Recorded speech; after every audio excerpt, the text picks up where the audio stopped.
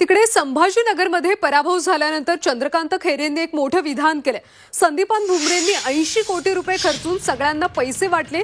त्यात मुख्यमंत्री 4 दिवस इथेच बसून होते, त्यांनीच काहीतरी सेटिंग केली म्हणून हा पराभव झाला असं खैरेंनी म्हटलं। तसंच माझ्या पक्षातल्या काही लोकांनीही माझा प्रचार करण्याऐवजी बाहेर फिरण्यास जास्त प्राधान्य दिलं असा टोला देखील अंबादास दानवेंना लगावला। त्यांच्याशी बातचीत केली आमचे प्रतिनिधी विशाल करोळे यांनी। छत्रपती संभाजीनगरमध्ये चंद्रकांत खैरे यांचा पराभव झालेला आहे। शिवसेनेचे उमेदवार संदीपान भुमरे यांच्याकडनं हा पराभव झाला आहे। चंद्रकांत खैरे साहेब आपल्या सोबत आहेत। खैरे साहेब, खूप ताकद लावली होती, आपण प्रतिष्ठापणाला लावली होती, मात्र तरी सुद्धा पराभव, काय कारण बघता? म्हणजे सगळ्यांचं मत असं होतं की तुम्ही निवडून येणार आणि आम्ही तुम्हाला मतदान केलं, असं बोटं दाखवून म्हणजे इतकं लोकांनी विश्वास दाखवला होता आणि स्वतःहून म्हणायचे लोक, असं नाही आणि प्रामाणिकपणे म्हणायचं।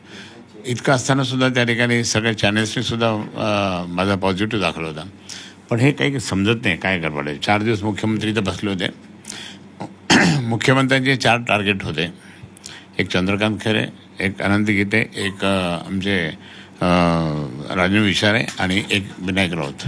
हे सगळं असं वाटतं की ते 4 टार्गेट करून त्यांनी काहीतरी गेम खेळलेला आहे। काय नक्की काय केलं? संशय काय? येऊ नये म्हणून त्यांनी गेम खेळला। आता काय, कोणत्या पद्धतीने, कशा पद्धतीने केलं ते सगळं आपल्याला शोधावं लागलं आणि आपण शोधणार आहे। त्यांच्या खोक्याचा परिणाम झाला ना तिकडे। पैसे इतके 80 कोटी रुपये वाटले नाही, 80 कोटी भुमरेंनी 80 कोटी वाटले आणि 80 कोटी वाटून असे यांना दे त्यांना दे। कुठे निवडणूक आहे, कुठं काय पोलीस आले, कुठे इन्कम टॅक्स आले, कुठेच नाही। सगळं त्याने हा पैशांचा विजय, मग हा पैशाचा विजय, हा धनशक्तीचा विजय, बाकी प्रामाणिकपणा काही नाही यांच्यावर। मी मन लावून काम केलं, पूर्ण प्रयत्न केले, मात्र हा पराभव जिव्हारी लागणार आहे असं सांगताना ते भाऊक सुद्धा झालेत। व्हिडिओ जर्नलिस्ट मोहम्मद तौफिकसह मी विशाल करोळे, झी मीडिया, छत्रपती संभाजीनगर।